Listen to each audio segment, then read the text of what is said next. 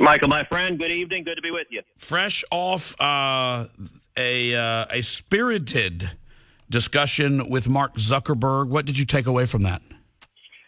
Well, I have to say, I think the testimony yesterday was troubling.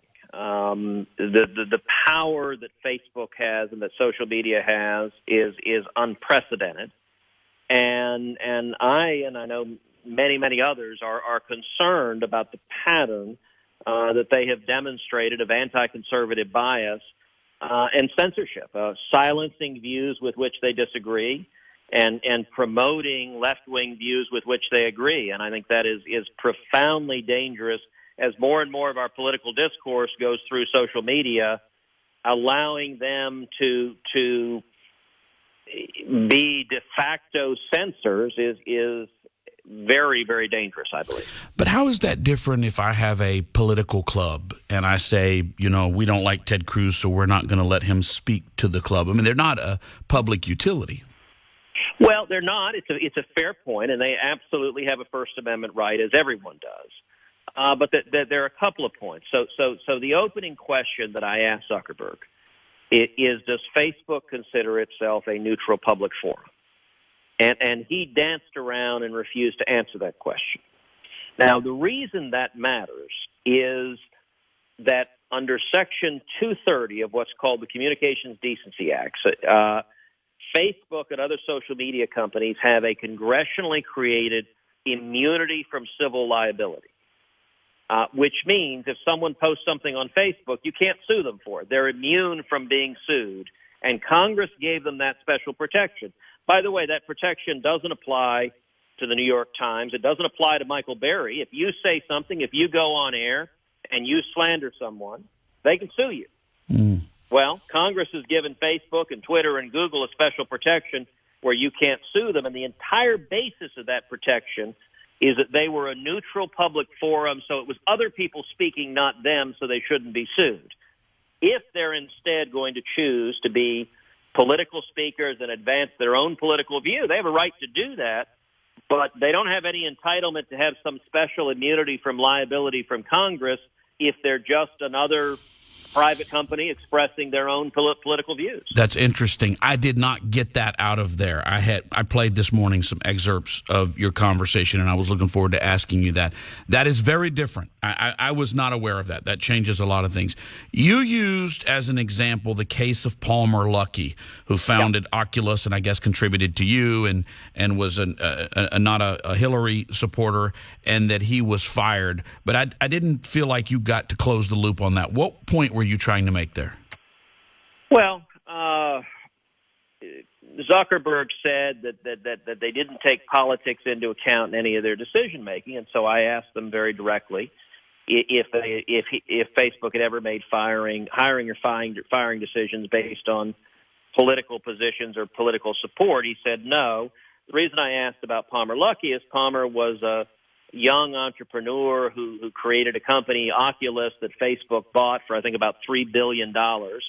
And Palmer was a Facebook employee working for Zuckerberg. And what's been reported is that in 2016, he gave a donation, my understanding is about $10,000, to a PAC that was supporting Trump. Actually, what it was doing was opposing Hillary. And as I understand it, I think it put up a billboard or two criticizing Hillary, and he was fired. At least what the reports have been is that he was fired because he dared oppose Hillary and support Trump. And those are the reports. Now, Zuckerberg flat out denied it. He denied it under penalty of perjury. So we'll see where the facts lie. But I will note that Zuckerberg's testimony were contrary to the media reports I've read on what happened with Palmer Luckey. Senator Ted Cruz is our guest. Is it your impression that people are being fired at Facebook if they express conservative views? Well, certainly the reports I've read about Mr. Luckey, that's what happened there. And in Silicon Valley, I mean, there simply are no conservatives or virtually no conservatives. Peter Thiel, who's a libertarian, just moved out of Silicon Valley to L.A. because he found it so inhospitable And indeed, there've been, he's on Facebook's board, and my understanding is that they've been pressuring him not to be on the board because he had supported Trump, and that in their political world is completely unacceptable. Now, I will give Zuckerberg credit for candor that he admitted that Silicon Valley, I think in his words, is very, very left-wing. Mm-hmm. That is undoubtedly true. But his testimony said they have 15 to 20,000 people engaged in security and content review. So going through what you or I or anyone posts on Facebook and making a decision, is this allowed, is that allowed? And there's been a pattern over and over again where they pulled down conservative posts. They blocked conservative posts.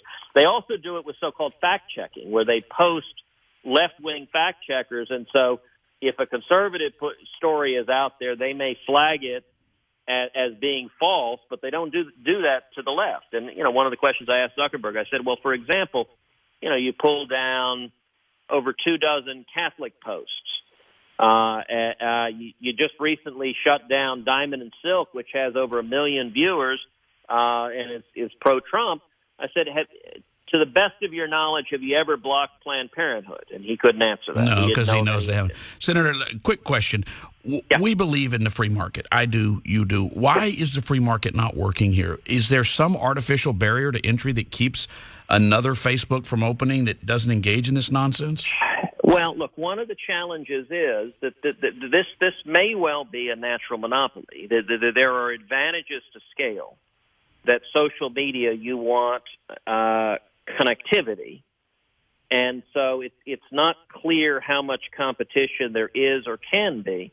One point that is indisputable is, by any measure, Facebook is much, much bigger than Standard Oil was when it was broken up under the monopoly laws. It's much, much bigger than AT&T was when it was broken up under the monopoly laws.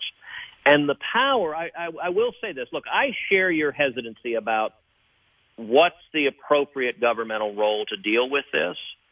But the scope of the power, think about the height of yellow journalism. William Randolph Hearst, the inspiration for Citizen Kane.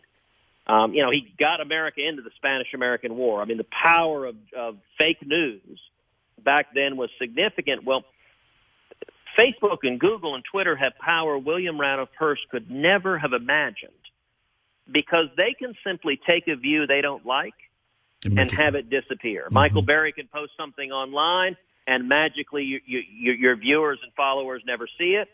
And simultaneously, they can take views they like, and that can become everything that you as a voter sees. That's a Senator, power to I'm up against a break. censor. They told us you needed to go. I'm assuming you're not able to stay.